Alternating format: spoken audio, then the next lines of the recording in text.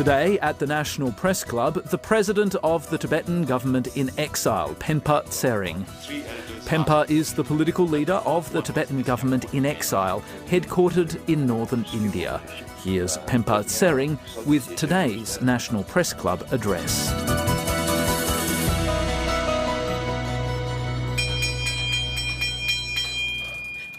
Hello and welcome to the National Press Club of Australia for today's Westpac address.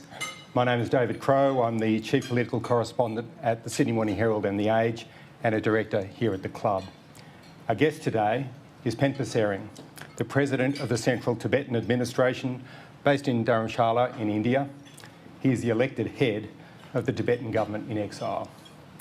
The Dalai Lama, of course, being the spiritual leader of the Tibetan people.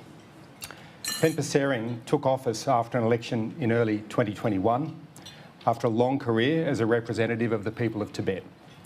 He was born in a refugee camp in southern India, and he studied in India and later led a group advocating for the people of Tibet in New Delhi. He was elected to the parliament in 1996 and served in that parliament for a decade before rising to the position of speaker from 2008 to 2016. And from that post, in turn, he was appointed to become Tibet's representative in North America, based in Washington, DC. So we are hearing today from a very significant figure in the future of the Tibetan people. He's also presented me with a kata here, a scarf for all occasions, I'm told, in Tibet, and a sign of welcome also. But I think it's for us to welcome Penpa Tsering for joining us here to talk about the future of Tibet. For those of you watching at home, you can join the conversation on Twitter, where our handle is @PressClubAust, or you can use the hashtag NPC. There's a lot to talk about, a lot to discuss, and a lot to ask about. Please join me in welcoming Penpa Tsering.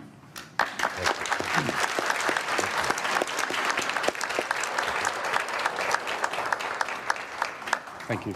Thank you, David. Thank you very much, David, for the introduction. Senators, member of the House, distinguished guest, I extend a very warm welcome from Dharamshala. I think last 2 days have been quite sunny. The day we arrived here was quite rainy. I hope it continues to this day. At the outset, I want to pay my respect to the Aboriginals, whether Aboriginals in the Torres Strait Islanders, and I'm wearing this badge today that represents the coat of arms of the Australian and the Aboriginals and the Torres Strait Islanders, and I am to understand that there's going to be a referendum by the end of this year, and hopefully there will be justice for the people who were custodians of this land. There are a lot of similarities between the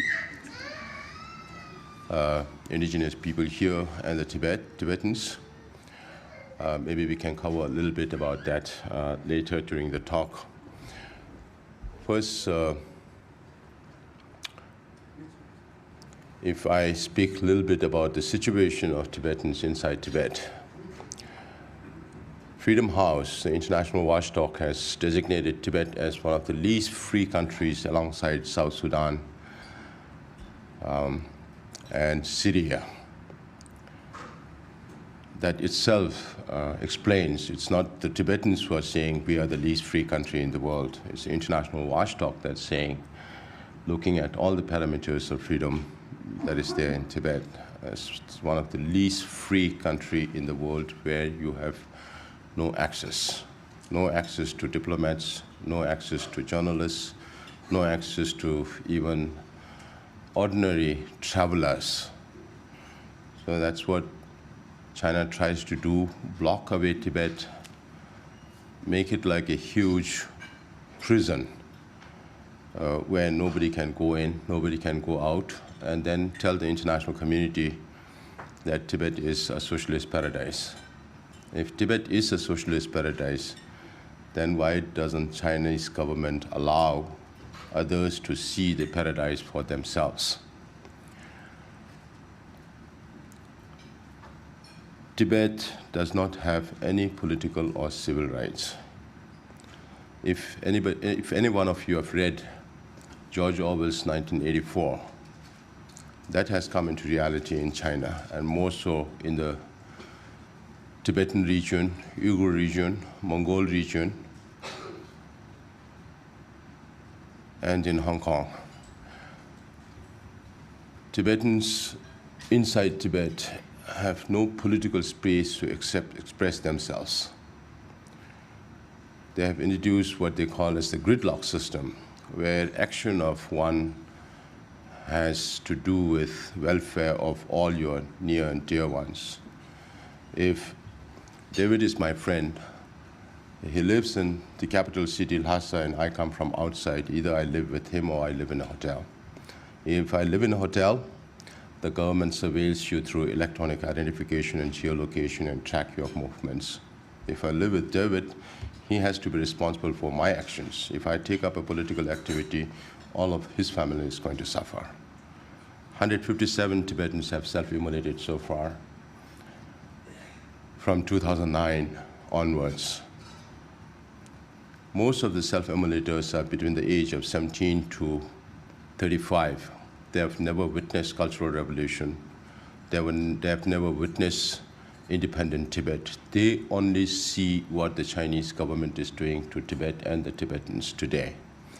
And they are driven to this desperation of self-immolating oneself. It's not as if Chinese Tibetans cannot take up violence. Tibetans have been warriors. We have a history of expansionism in 7th to 9th century, where the Tibetan Empire extended from Xi'an, the capital of China at that time, to the present-day Samarkand in Uzbekistan. But since then, since the advent of Tibetan Buddhism into Tibet, Tibetans have mellowed down. We have become deeply religious. We remained non-violent and peaceful. We didn't even have a standing army when Chinese started invading us from the east. And Chamdo was taken over in so short a time that nobody expected this would be done in so short a time. So political space does not exist in Tibet whatsoever. No access to Tibet, no free flow of information. If you're caught sending any information out of Tibet, you go to jail. If you receive any information from outside, still keep it to yourself, you're safe. But if you redistribute those information, then you have to go to jail. There's no other way. So that is the status, political freedom in Tibet. Now, when it comes to religion, the number of monks and nuns that were there in independent Tibet has now come down drastically. Management of the monastic institutions now have been taken over by multiple agencies of the state security and the United Work Front. Tibetan monks and nuns are no more responsible for the management of monks and of the monasteries. CCTVs are put in all the monasteries to surveil the movement of monks and nuns. Chinese government, who does not believe in religion, sets up curriculum of Buddhist studies inside Tibet. Since 2007, the Chinese government issued what is now known as Order Number 5, whereby the Chinese government is now responsible for recognition of reincarnated lamas, or what they call as living Buddhas. This is aimed at the 15th Dalai Lama. China is not bothered about the living 14th Dalai Lama, but they are more bothered about the 15th Dalai Lama as to how to control the 15th Dalai Lama, and through the 15th Dalai Lama, the Tibetan people. My message to the Chinese government is, have you not learned enough lesson from the Panchen Lama saga, where the 10th Panchen Lama was in a way murdered by the Chinese government after his visit to Australia. At that time, returning back to Tibet, there was no post-mortem done on his body, but there were a lot of signs of him being poisoned. Died in '89. There were search parties looking for his reincarnation. The message came through to Dharamsala. His Holiness selected Khendu Nyima as the next Panchen Lama. And since then, the 6-year-old boy, way back in 1985, disappeared. The Chinese government took him and his family. We still don't know whether he's alive or not. Even if he's alive, whether he has been given the traditional education to carry on his responsibilities or not. There have been a lot of requests from international community about his whereabouts and his safety, or whether he's living or not. There's been no response from the Chinese government except from the fact that he is studying and he doesn't want to be disturbed. That being the case, the Chinese Panchen Lama is not recognized by the Tibetans inside Tibet. If you go to Tibet, you will not find the picture of Chinese Select Panchen Lama to be sold on the market. Of course, you won't have pictures of His Holiness selection. They only sell pictures of the 10th Panchen Lama to show their displeasure to the Chinese government that they do not recognize the Chinese selected Panchen Lama. Chinese government tried to use their selected Panchen Lama to influence the neighboring Buddhist countries. They sent him to Hong Kong, they sent him to Thailand, they tried to send him to Nepal last year. We found out, managed to block that. Then the only other places perhaps that the Chinese government can force other governments to receive Panchen Lama, maybe Mongolia or the Russian republics. Right now they have good relation, China and Russia. Russian republics of Tuva, Buryat, and Kalmykia. But all these people who practice Tibetan Buddhism have faith and trust and loyalty to His Holiness. So there's no respect for the Panchen Lama selected by the Chinese government. And if and when a time comes to look for the 15th Dalai Lama, there will be 2 Dalai Lamas. So it's not going to be an instance where Chinese government can send its army and then quell it and get done away with. This is going to be a lifelong problem. So does the Chinese government want a lifelong headache on their hand or not? It's something that Chinese government can chew on, something to think about. Freedom of monks and nuns to move is also a big problem. They need at least 4 or 5 different permits to move from one place to another. Have to show their permits at every checkpost they have set up.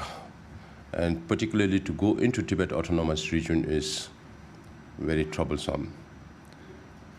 So this is the state of religious affair in Tibet.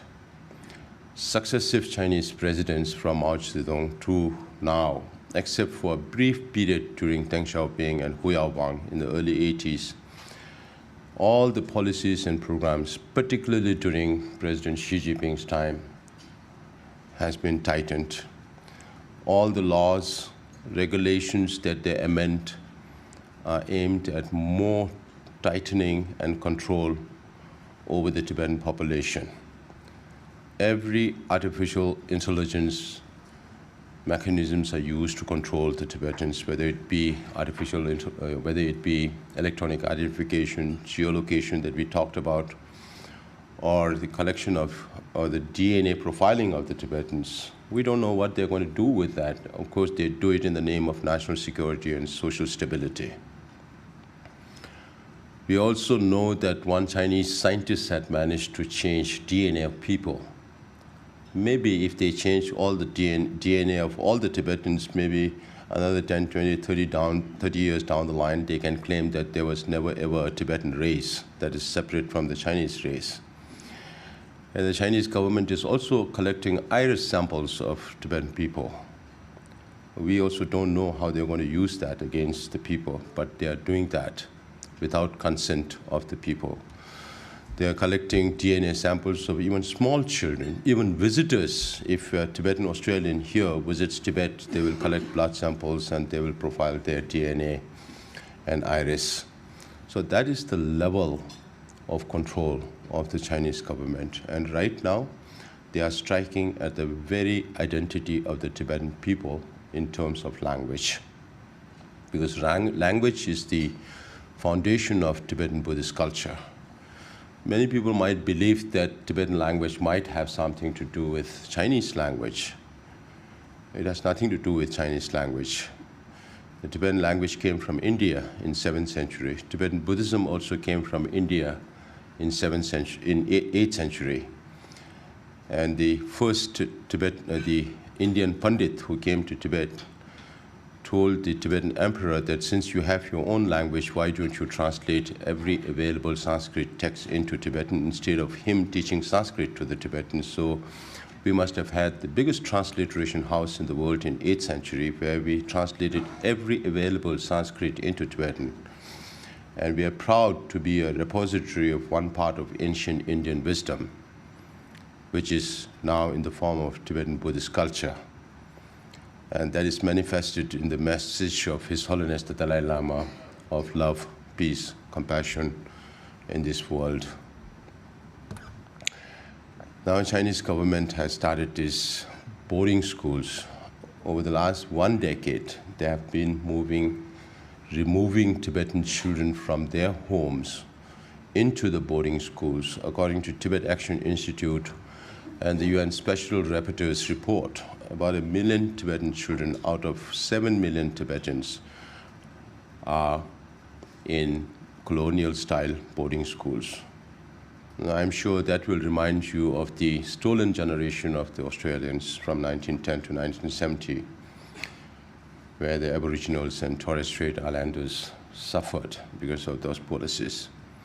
When we point that out to the Chinese government, they point fingers at the United States and say, how did the United States treat its own native people, or the Canadians with their First Nation people, or the Australians with the Aboriginals, even the Scandinavians with the Sami people, which means to say that China knows that these governments have done wrong. We all know that all these governments have done wrong, but they are trying to make up for what they did. But Chinese government is knowingly, deliberately doing this to the Tibetans. At one time, I used to fear demographic aggression from China, a complete sinicization, a majority community completely overwhelming a minority community. Of course, we are not against education. We need education for Tibetan people. We are not against bilingualism also. So Tibetans classes, it's only 4 classes in a week. Now, just about a week or 2 ago, we received information from inside Tibet that China has now introduced. This is exactly what they used to do. Anytime they introduce a new policy, they sample it in a smaller place, and then they replicate that on a larger scale. So according to information that was coming through from Tibet, in the Kanze Tibetan prefecture, which borders with China, from 2024 onwards, there will be no more Tibetan classes in middle school. If they succeed in that, they will implement that in whole of Tibet. And if this continues for another decade or 2, then there will be severe consequences on Tibetans being able to maintain their identity. And we, as I said before also, the Tibetan Buddhist culture has something to offer to this world. We expected this 21st century to be much more peaceful world. People are much more educated, economically much better, but we are witnessing so many hotspots of violence around the world. We want to set an example of peaceful resolution of conflicts. We have always resorted to non-violence as a means, and His Holiness has been very categorical in his statements that if Tibetans take up violence, I will no more be responsible for the cause of Tibet. So it's not, as I mentioned before also, it's not like Tibetans cannot take Chinese life, but they are not taking it. They are resisting from that. They are practicing peace, and they are burning themselves to death, hoping against hope that the Chinese government will pay some attention to their plight, or hoping against hope that the international community will come to their rescue, but to no avail as of today. But I keep reassuring my people that in such a peaceful movement like Tibet, these are accumulations of actions, and all their sacrifices will not go in vain. It will have its results in the end. But when you follow nonviolence, it's a more difficult path. It takes longer time. but that is the only means to resolve conflicts, because violence begets more violence. If you take up violence, there's never going to be an end. It's going to be a cycle of violence. And that is not what humanity needs. Everybody wants happiness. His Holiness always stresses on the oneness of humanity. And if political leaders understand this concept of the oneness of humanity and the interdependence of the nature of our existence, then there will be more peace in this world.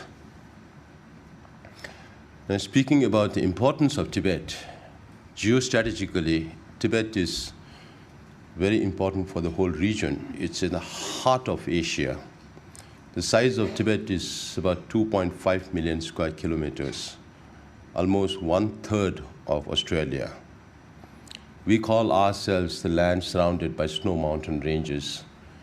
Because of these snow mountain ranges, the Himalayas in the south, the Karakoram in the west, the Kunlun in the north, and a series of mountain ranges in the east, Tibet was impenetrable for many. From 16th century onwards to 20th century, you can count the number of Westerners who came to Tibet. There's not too many. I've had the occasion to read many of the travelogues of these travelers to Tibet. So we remained isolated on that plateau for many centuries, not having much relation with the outside world. And we were happy being there on our own, practicing Buddhism and living a sustainable way of life. Now all these things are being threatened. The Western world started calling Tibet the roof of the world because of its altitude. Australia is surrounded by sea. Tibet is landlocked. The density of population, I think, is quite similar. Because in 2.5 million square kilometers, we are only 7 million. In Australia, in 7.6 million square kilometers, you are 25 million. So the reason why they call it the roof of the world is because I checked the highest mountain in Australia, that's about 7,000 feet above sea level. I was speaking to Japanese students and I asked them, which is the biggest mountain in your area? And they said Mount Fuji. And what's the altitude? 3,700, 800 meters above sea level, equivalent to about 12,000 feet above sea level. And I said, that is like base camp in Tibet. So because of Tibet's altitude, it's called the roof of the world. Now, Asians call Tibet the water tower of Asia. You have rivers that originate from Tibet, go into India, like the Sutlej and the Indus, going into Pakistan. And Indus is the cradle of Indus Valley civilization. There are two major rivers that flow into China, the Yangtze and the Yellow, originate from Tibet. And Yellow is the cradle of Chinese civilization. So two major civilizations are based on rivers that originate from Tibet. And if it's not for Yangtze and Yellow, China would not exist today. We already heard reports about Yangtze going down by half last summer. We have to watch this year what happens. There was hydroelectricity production stopped, navigation also stopped. That's the impact. Way back in 1998, there was a huge flood on the Yangtze which destroyed many lives and properties. Since then, China has been giving some attention to Tibetan ecological and environmental situation, but not enough. Rivers that originate from Tibet flow into Nepal. The Brahmaputra that flows from Tibet flows into India and Bangladesh. China today is building a dam twice the size of Three Gorges, which is the biggest in the world. So one can imagine how much land is going to be inundated upstream and how much flora, unique flora and flora that abounds that region is going to be decimated. And the Himalayas came into being because of the tectonic shift between the Asian plates and the Gondwana plates, and scientists still say that Himalaya is growing. And it's one of the most seismic zones in the world. If something happens to the size of that kind of a dam at the Great Bend, when the Brahmaputra takes a U-turn to come into India, then what will happen to all the people downstream? I was in Arunachal Pradesh last year and the chief minister of the state was kind enough to send me a helicopter to travel around. And when you see from the helicopter all the tributaries that join the Brahmaputra, pristine, clear water. And the river that's coming out from Tibet is very muddy. And this has not been going on for the last 2-3 days or 2 to 3 months. This has been going on since 2018. So one can imagine the scale of construction going on the Brahmaputra inside Tibet that will have devastating effect on downstream countries. Rivers that originate from Tibet also flow into Burma, like the Irrawaddy or the Salween, or the Mekong that flows into Burma, Laos, Cambodia, Thailand, and Vietnam, 5 countries in Southeast Asia, some of the most densely populated areas in the world. So some estimate that out of 8 billion people, between 1.8 to 2 billion people have something to do with rivers that originate from Tibet. So we are talking about, when I talk to some of our audiences, I tell them we are political refugees today, but there will be a lot more environmental refugees if China continues the way it does, because it does not share any hydrological data with any of its downstream countries. Forget about sharing water.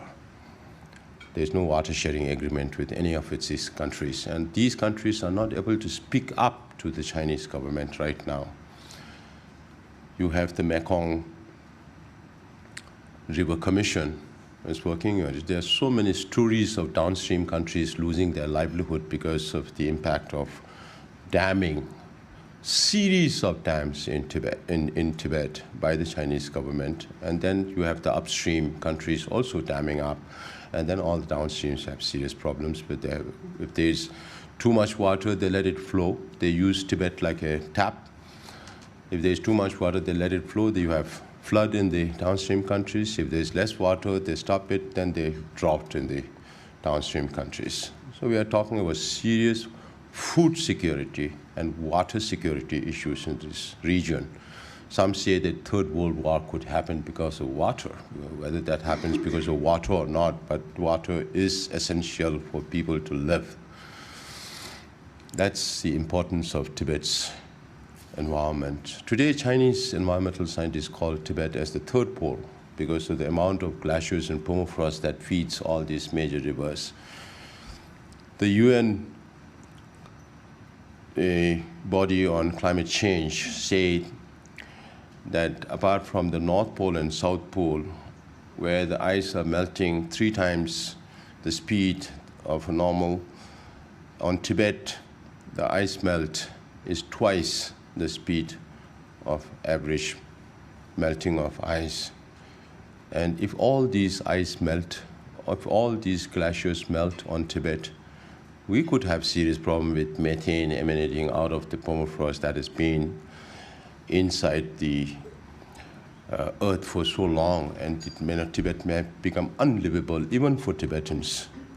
And then all the downstream countries will not have any of these perennial rivers that they have. They will always have to depend on rainwater, which is also now, because of climate change, posing serious problems on monsoons. Even the jet streams that flow over the Tibetan Plateau has impact on the flow, on the onset of monsoon in the whole region, whether it's southeast monsoon or southwest monsoon. So these are serious, there are some serious implications if Tibetan ecology and environment is not cared for. Destruction on Tibet's environment, fragile environment, could be irreversible and in many cases. So this is the strategic importance of Tibet environmentally for the whole region. That's why it does not concern only Tibet. And geostrategically and geopolitically, Tibet has always played the role of a buffer between the 2 most populous nations in the world, China and India, because of its size. Now, we feel we have the potential to play the role of a bridge between the 2 most populous nations in the world if we manage to resolve the Sino-Tibet conflict through the middle way policy. China's belligerence on Indian border, China's all-weather friendship with Pakistan just to contain India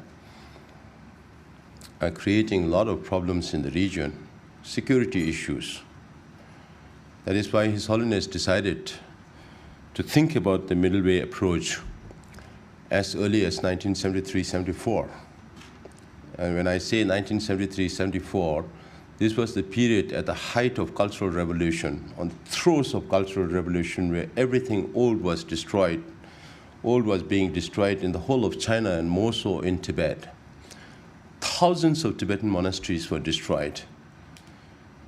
Many Tibetans died as a direct or indirect result of Chinese occupation. So in future, if the Sino-Tibet conflict could be resolved through the middle way approach or the policy in a non-violent way, then there could be more peace in the whole region. There could be better relations between China and Tibet and India, where we can be the intermediary. Then, of course, the political situation, all the countries keep saying that Tibet is part of China at the behest of Chinese government. Now, when I reach out to the international community, I tell them, if you keep repeating this statement that Tibet is part of People's Republic of China, you are going against international law. Because we have only one agreement with People's Republic of China, 17-point agreement. That was also forced upon us. After the occupation of Chamdo, militarily by the Chinese government, and under international law, this agreement should be null and void. It's the same international law, whether it's now happening now or 70 years before, whether it's happening to Ukraine now or it happened to Tibet 70 years back. So Tibet should not be an exception in the implementation of international law. It should be applied to everybody. And then countries keep saying at the behest of the Chinese government that Tibet is part of PRC, and then also say that they support negotiation between His Holiness the Dalai Lama and the Chinese government. We tell them these two don't go together, it contradicts each other. Because Chinese government rules China with an iron hand, and then the whole international community keeps repeating this statement that Tibet is part of PRC, then where is the reason for China to come and talk to us? So that is why I reach out to the international community and ask them to recognize Tibet's historical status as an independent state. By saying that, I don't mean to say that we are asking for independence from China. We still follow the middle way approach proposed by His Holiness Dalai Lama and approved by the Tibetan Parliament in exile. We remain committed to this in a non-violent way. But at the same time, if there is no recognition for the independent status of Tibet as an independent state, then there's no reason for China to come to talk to us. Mr. President, could I ask a follow-up question on that? Sure. That concept, that's a central issue now in deciding the future of the Tibetan people, because I've seen you say that in fact, one of your comments was some countries think that if you support Tibet, then you are against China, which is not the case, because we are not asking for independence. But of course, you are asking for a form of independence, but is it not full independence from China? Could you explain the difference between separate statehood and independence? The middle way approach, as proposed by His Holiness, is a Buddhist concept, avoiding extreme polarities. So one polarity is the status of Tibet, a historical status as an independent state, and the other polarity is the present situation of Tibet under the repressive government of the CPC. So wherein we are trying to seek a solution of an autonomous arrangement whereby Tibetans will have the freedom to practice its language, protect its environment, and preserve its culture and religion and language. So these are basic fundamental rights which are taken for granted in the free world that does not exist in Tibet. So this is what we are asking for. We are not asking for independence. Even the the event here at the press club, we know that Chinese government, the ambassador here, asked the press club to disinvite me. And I always thank the Chinese government for being our best publicity agent.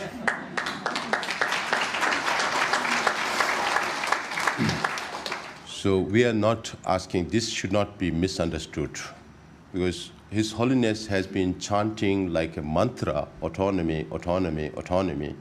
Of course, in Tibet, they call it Tibet Autonomous Region, Tibet Autonomous Prefecture, Tibetan Autonomous County, but there's no autonomy in real sense. That is why we are asking for genuine autonomy or meaningful autonomy. We have studied autonomous arrangements around the world. And there are cases like South Tyrol or Scotland where autonomy is at a high level. And if those kind of autonomies are granted to the Tibetans, Tibetans will be happy to live under the framework of the People's Republic of China's constitution. It's not a matter of who rules, it's the quality of the rule. That is why, now even in China also, internationally, do you see too many cases where one country invades another country and say this is part of us, or you ask the whole international community to say this is part of us? But in China, you have, even in China, you don't say, Chinese government is not asking Australian government to say Manchuria is part of China, or Mongolia is part of China, or East Turkestan is part of China. Why only Tibet? Because Chinese government knows that they have no legitimacy of their rule over Tibet. That is why they are trying to seek this legitimacy from the international community. But who is the international community to decide for us?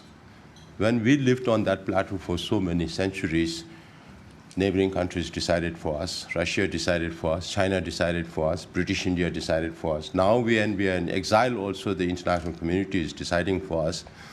So my question is to the governments is the history cannot be decided by whims and fancies of political leaders. It has to be based on facts.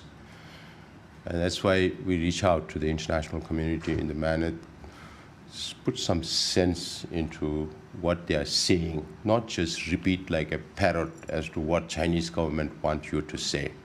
We will have, I'm sure, some questions on that topic, and so we'll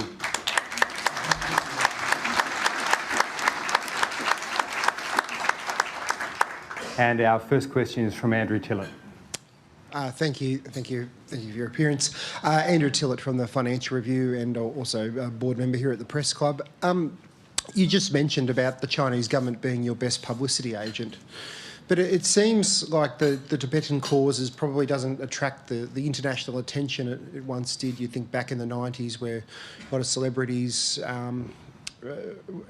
rock stars, things like that, were behind sort of the Free Tibet movement and things like that. I went to one concert in the 90s, Free Tibet concert, for instance. But other sort of concerns with China are sort of overtaking that. You know, we talk about now about things like Xinjiang, the erosion of democracy in Hong Kong. From an Australian perspective, our trade sanctions on economic coercion. What do you feel you need to do to get the sort of the Tibetan cause, I guess, back in the forefront? I mean, do you feel it has sort of been supplemented by other issues and it's sort of fallen off as a priority for international attention? I think for the international community and for international media also, wherever there is violence, they pay more attention. I don't understand that. Wherever there are peace movements, that also should be promoted, because this is what we need, because there will be a lot of problems in this. There will be a lot of challenges, there will be a lot of disagreements around the world. But if everybody takes up violence, thinking that violence gets covered in international press or violence gets attention by the governments, then I think this is a totally wrong approach. So just because you don't hear about what is happening inside Tibet, that is what Chinese government is doing exactly. They don't allow you to come into Tibet. They don't let you see for yourself what is happening, and they make sure that it goes out of public memory. And they think that because of their propaganda is so strong and pervasive that the whole international community may be thinking that Tibet must have been part of China since time immemorial, as China says, or since antiquity. But then I think just because you don't have access to information inside Tibet, that doesn't mean to say that we are not having problem inside Tibet. What we are saying is we are dying a slow death culturally, day by day, day by day. It's like a boa python striking us all the time out of our breath every single day. So it's policies after policies that are directed at destroying the very identity of the Tibetan people. And if you want more, if attention can be garnered only through violence, then are you advising the Tibetans to take up violence? Or the international community wants the Tibetans to take up violence? Is that the only way to get attention about the Tibetan cause? And even the Chinese government keeps saying, oh, Dalai Lama is a separatist. Now they call me also a separatist. And His Holiness has always been chanting autonomy like a mantra. Now Chinese government calls us. Now who really wants Tibet to be separated from China? Is it the Chinese government or the Tibetan people? So all these needs to be looked into. And I think if there can be more investigative journalism, now you have a lot more avenues, not just through the conventional means of getting news, but then many other sources of getting news, if international community also gives some attention to what is going on there. And it's our job also to reach out to governments and tell them what's happening. And some of the members present here, the senators and House members, they've been to Dharamsala, and their engagement in the House yesterday in both houses were very, very encouraging for us. These are signs that there are people who are still willing to listen to us, even after 63 years in exile. I know some kind of fatigue gets developed over time because they think that there is no solution to that. But we have never lost hope. Tibetans inside Tibet has never lost hope, even after 63 years. Chinese government always failed to understand the aspiration of the people. They always think that for every challenge, every problem, development, development, development is the solution. They can't think about anything else. When it comes to Tibet, I hear about conversations in the upper echelons of Chinese government. Oh, we put so much money in Tibet. Why are Tibetans making so much noise? We are not only looking for material. We are not against development also. But again, development for whom? All this rail net. By 2030, Tibet is going to be linked in many ways, from Chindu to Lhasa to Yunnan to Lanto, with all this Kormol, Lhasa, Shigache railway already in plans. Then you have the Pakistan-China corridor coming up.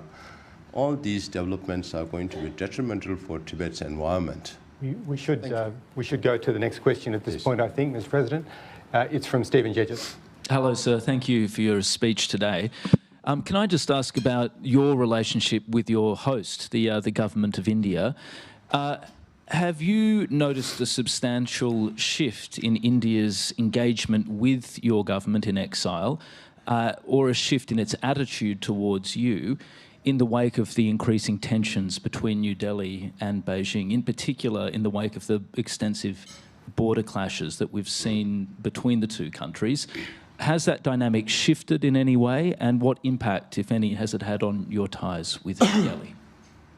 When His Holiness is asked this question, His Holiness used to say, for India, when it comes to China, India is always overcautious. Now I can say we can remove the over, but still cautious. So because of China's belligerence on Indian border, India has become much more stronger. And that is what I keep telling all the countries. If there is one thing that we know as Tibetans, having lived with the Chinese for so many centuries, is to stand up for your values.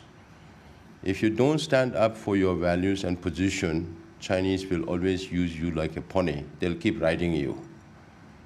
So now, because of the belligerence, China's belligerence on the Indian border, I've been to these places in Ladakh, in Tawang. The Tawang incident happened just after I left from Tawang, about 2 weeks after I left Tawang.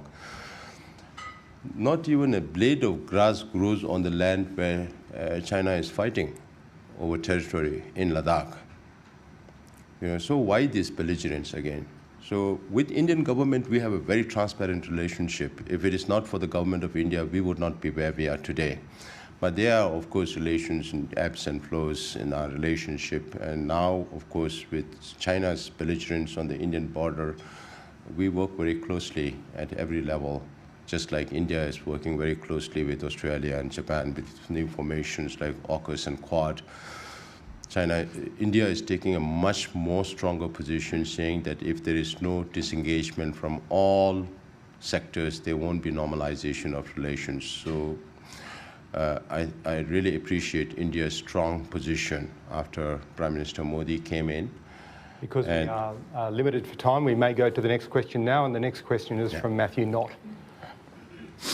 Thank you very much, Mr. Tsering. You've called for the Australian government to impose sanctions on China because of human rights abuses. What would you say to any Australians watching at home, or even people within the Albanese government who say that China is Australia's biggest trading partner? It would be too detrimental to relations between Australia and China to take such an action. If it's the foreign policy of Australian government to impose sanctions on governments that commits crimes against humanity, just like what China is doing inside Tibet, in terms of boarding schools, these are crimes against humanity. We know for a fact that Australian government has sanctioned Iran, Burma, Russia. When it comes to China, then everybody cows down a little bit. So that need not necessarily be the case. If it is a foreign policy, then it has to be equal for everybody, whether it's a big country or a small country. Of course, there are national interests involved. So one has to be very strategic, but at the same time, one has to be very forthright in their position. If you want to apply a Magnitsky law, then why not to all other countries? Why some countries are exception and some countries? That is the feeling when the poorer countries, the smaller countries, where everybody feels they can, cow them down, they implement Magnitsky, they implement sanctions, and that when it comes to bigger countries, they get away with everything. That does not help. The next question is from Pablo Vinales. Thank you so much for your time. Pablo Vinales from SBS. I also wanted to ask about Magnitsky sanctions. Our foreign minister was asked about this just a few months ago, and she said that Australia's foreign policy sanctions are part of the solution when it comes to raising concerns around human rights. Do you accept that explanation? And do you fear this kind of stabilisation of relations between China and Australia will come at the expense of Tibet's cause?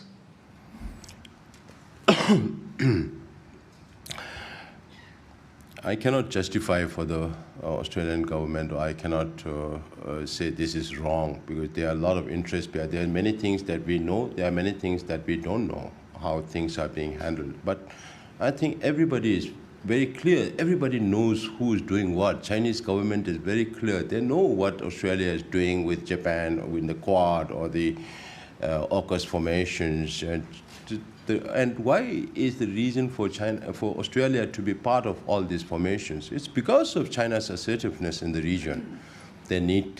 Australia also needs to be protected. Also, Australia tomorrow, just like Russia's invasion of Ukraine, if tomorrow China invades Australia, Australia needs its friends. So we do understand the sensitivities involved when it comes to China, and there are also a lot of national interests involved. And Australia is in a very unique position where you have trade surplus with China alongside New Zealand, and very few countries that have that. So when we reach out, we always tell them that please don't look at us from the perspective of a victim of communism. If you can look at us as partners in bringing about positive changes in China, because nobody wants anarchy in China. That's going to have severe consequences to the whole global economy. So there has to be a guidance guiding China in the right direction. And we are the internal forces if we have to bring about positive changes in China. Tibetans, Uyghurs, Mongolians, Manchus, Hong Kongers, even the Taiwanese.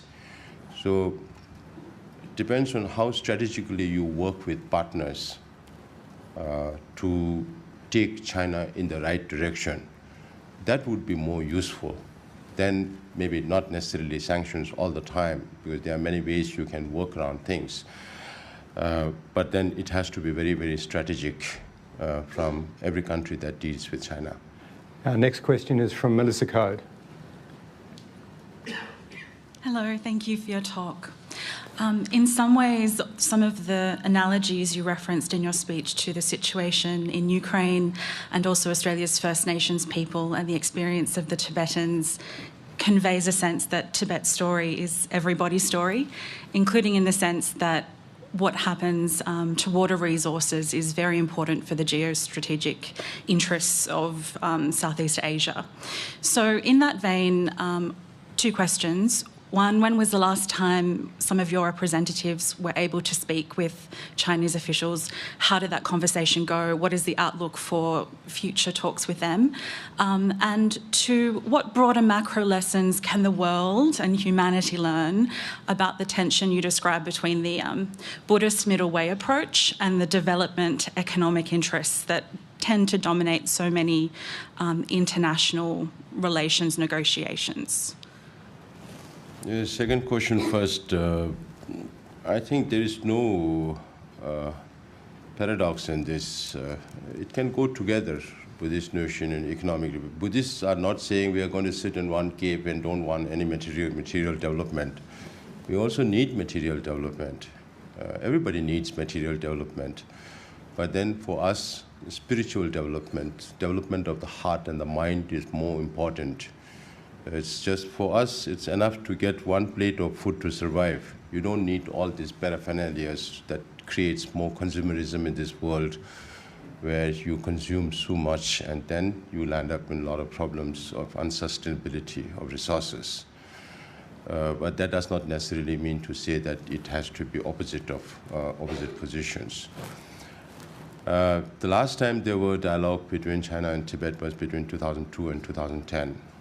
And that was, we now know that China has taken us for a ride, because when China bid for Olympics in 2001, that was around the same time that China also had free trade agreement with America. And America put this rider to have a Congressional Executive Commission on China with a bipartisan, bicameral commission that looks into the human rights situation inside China. So even with the case of Australia, we don't appreciate bilateral human rights dialogues, because that is something that they keep saying, oh, we raised this, we raised that, but that doesn't help. It does not produce any result. So since then, since 2010, there has been no traction on the dialogue. And right now, yes, there are back channels, but I can't go into the details right now, because I always say on administrative matters, I'm 100% transparent. But when it comes to China, we will be very careful. We will take only one step at a time. And from a high-level perspective, in terms of the relationship with China and the back-level dialogues, have you seen any change in the time since there was a change from the Trump to the Biden administration? That does not necessarily reflect the situation from Trump to Biden, but we do hear some rumblings from Beijing, but I can't expand over and above that. As things happen, you will know. Thank you. And the next question is from William Ton. Thank you so much for your speech. William Ton from the Australian Associated Press. Just following up on that previous question, China has increasingly been belligerent in its stance towards Taiwan reunification. What hopes do you have for your plight through the middle way approach if China is increasingly trying to regain more control?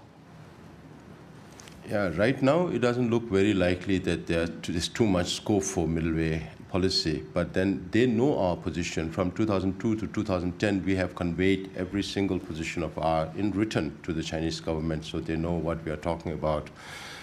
And the back channels indicate that there might be some willingness, but then beyond that, I can't speak. But then I want to take this opportunity also to say that China is very insecure today.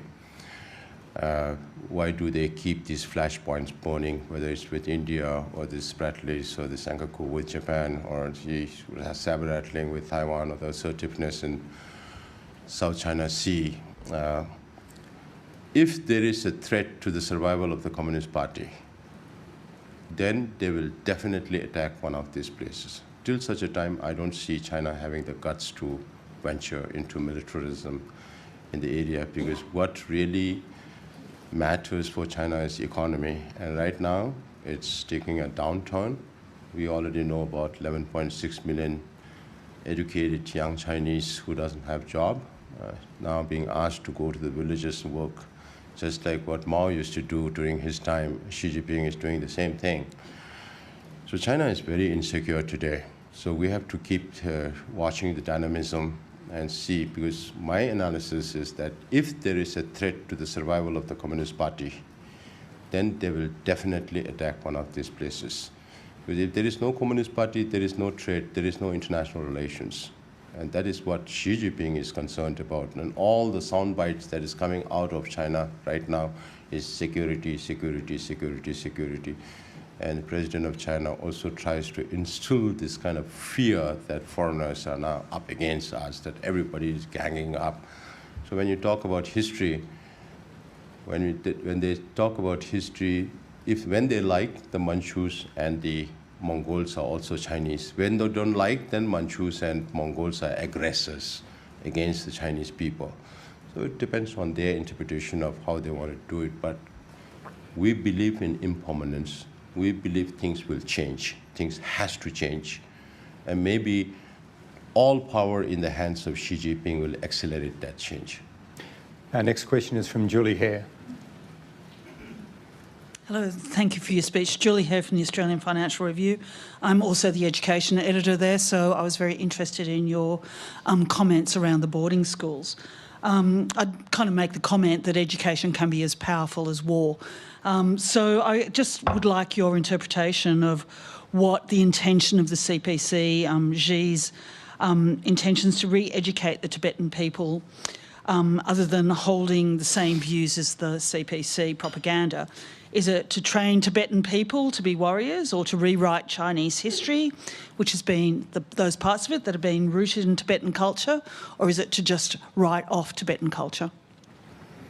Unfortunately, when the whole world is moving towards multiculturalism, China wants to move towards one culture, one nation, one culture, one language. So they impose use of Mandarin, and they are not even used to, Cantonese is even discouraged to use. Forget about Tibetans and Uyghur language and Mongolian language.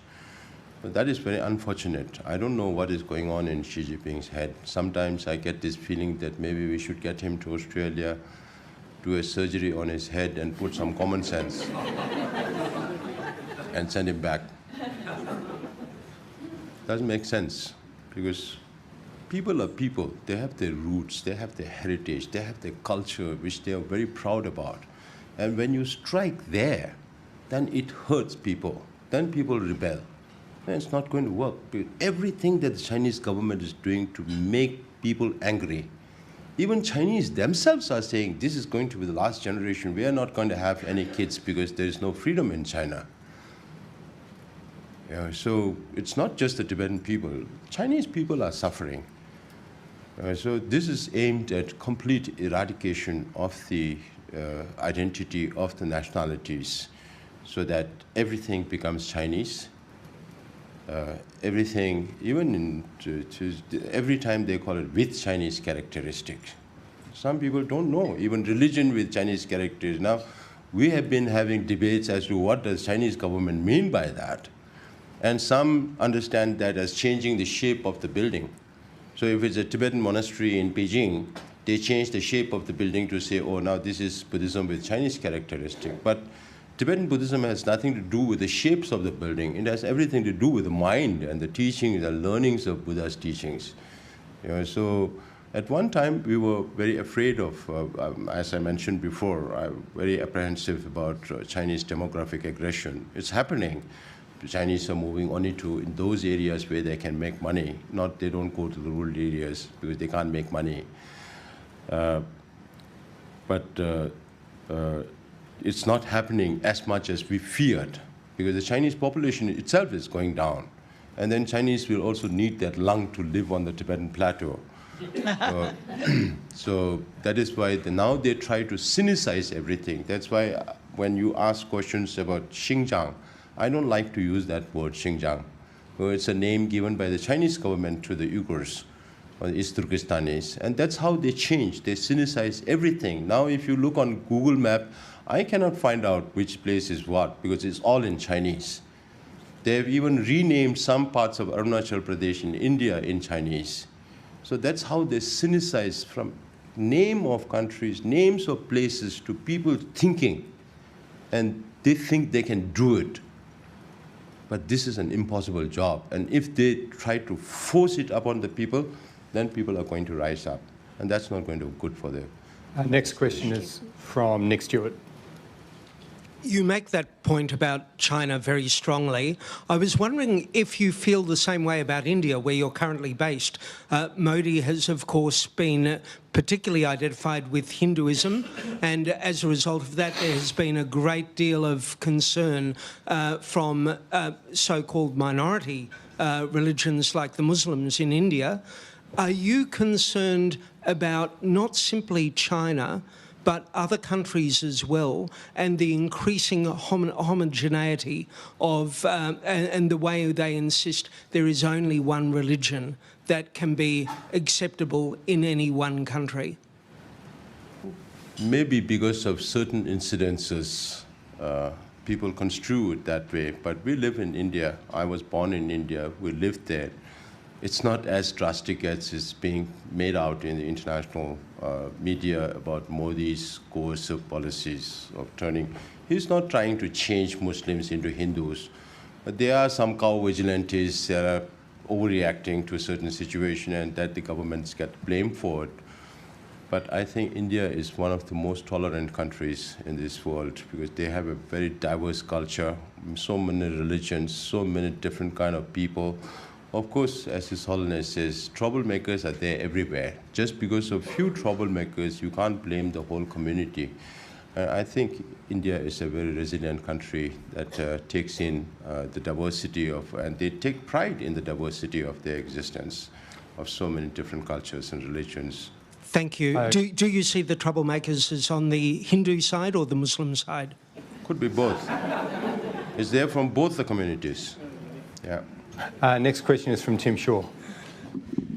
Thank you, David. Excellency, Tim Shaw, Director of the National Press Club. You have to pull it up more. You're so tall. At nearly two. Thank you for this gift today, and thank you for your speech here at the National Press Club.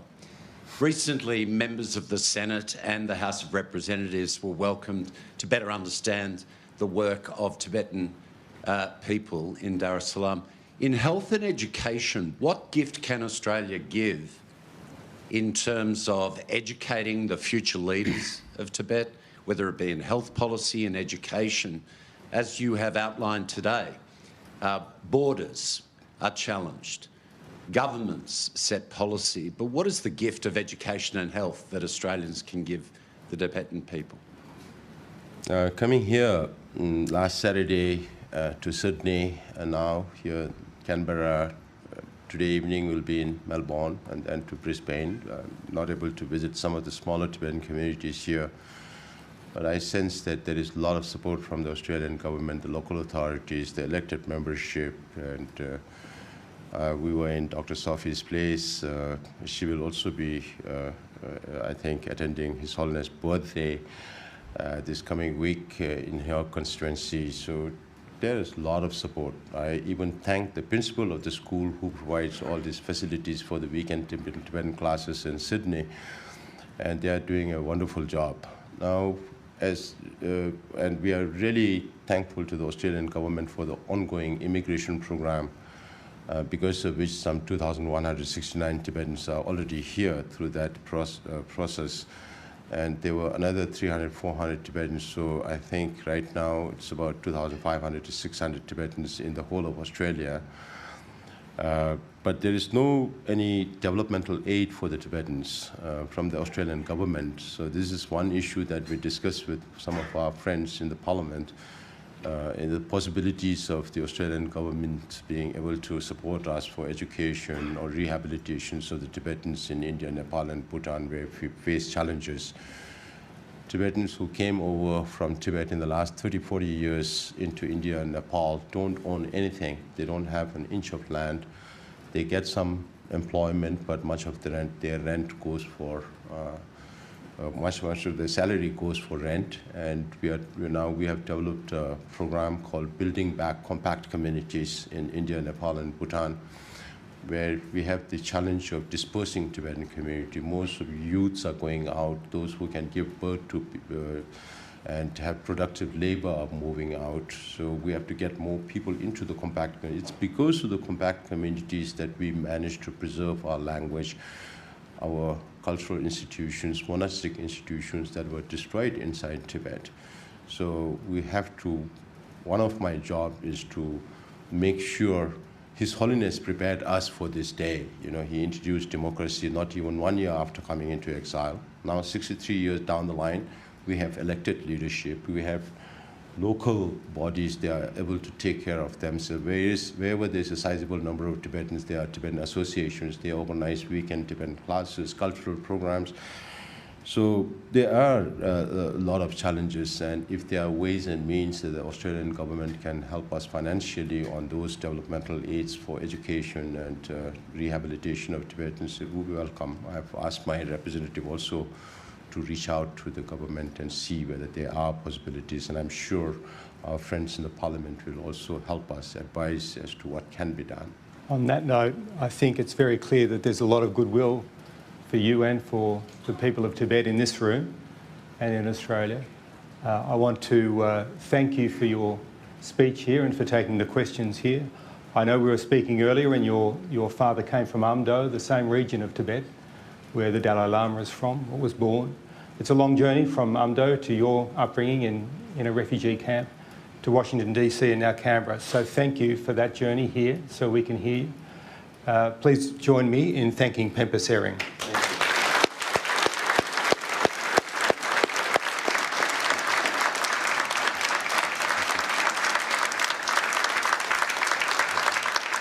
Here I have membership of the National Press Club, because you will be welcome back here at any point. Please, please come back. We'd love to hear from you again. Thank you so much. Thank you.